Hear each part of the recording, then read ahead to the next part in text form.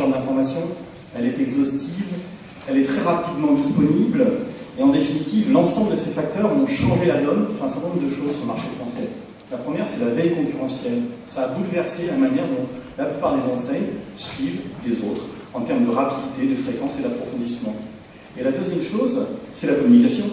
C'est que la fraîcheur de cette information permet d'être beaucoup plus réactif, beaucoup plus complet sur la communication. Qu'elles choisissent ou non d'utiliser cette information. Alors, je vais vous proposer 4 visions de la stratégie prix-drive des enseignes à partir d'un panier qu'on a constitué de produits avec une DLCPA de 50. Là, on a restreint aux marques nationales. Et ça provient des 3700 crawlings quotidiens, soit l'absorption tous les jours de 30 millions de lignes dans nos systèmes.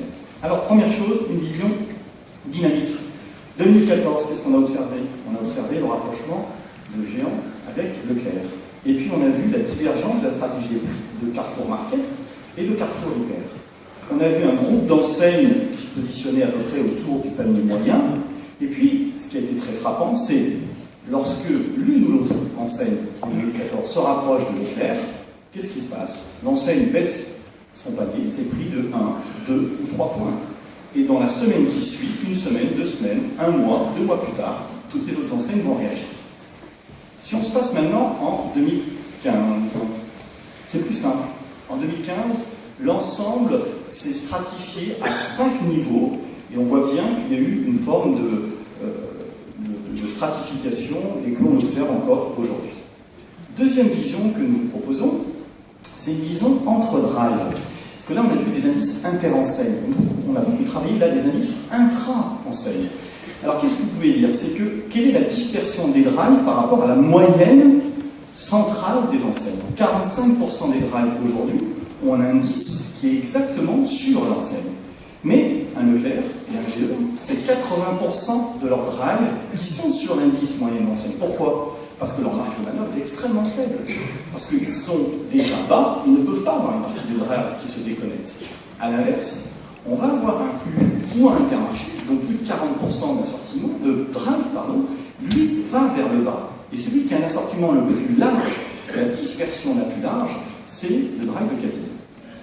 Autre vision, alors on prend ceci, toujours un indice intra-enseigne, et là on regarde régionalement. Qu'est-ce qu'on voit? Du côté de Leclerc, on voit beaucoup de vert et beaucoup de jaune, c'est que l'indice est à peu près homogène.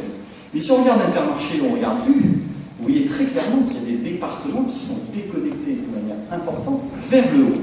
Et si on superpose toutes les cartes de France de cet indice intra-enseigne, eh bien on arrive à une carte de là où toutes les enseignes font leurs efforts vers le bas ou vers le haut.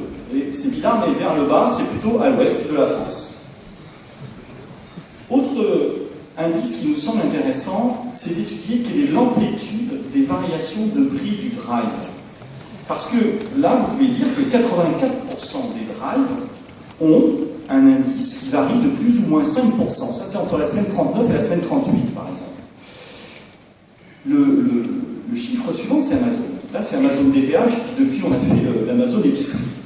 Alors, Amazon DPH, c'est l'ensemble de son assortiment qui bouge énormément, tant vers le haut que vers les bas. Et je rajouterais en plus que la fréquence de changement des prix est 2 fois plus importante chez Amazon que dans toutes les enseignes. Et on va voir que Cora, lui, va avoir une stratégie prix très concentrée, entre moins 5 et plus 5%, où là encore, on va avoir un Auchan, un U, un Intermarché, qui vont avoir des fluctuations des prix qui vont aller à plus 5, plus 10%, que ça soit à la hausse ou que ça soit à la baisse. Voilà en quelques mots ce que je voulais vous présenter. En conclusion, je dirais 2-3 choses. La première, c'est que on peut penser que la transparence des prix va continuer. On ne reviendra pas en arrière. Donc il faut vivre avec cette transparence des prix.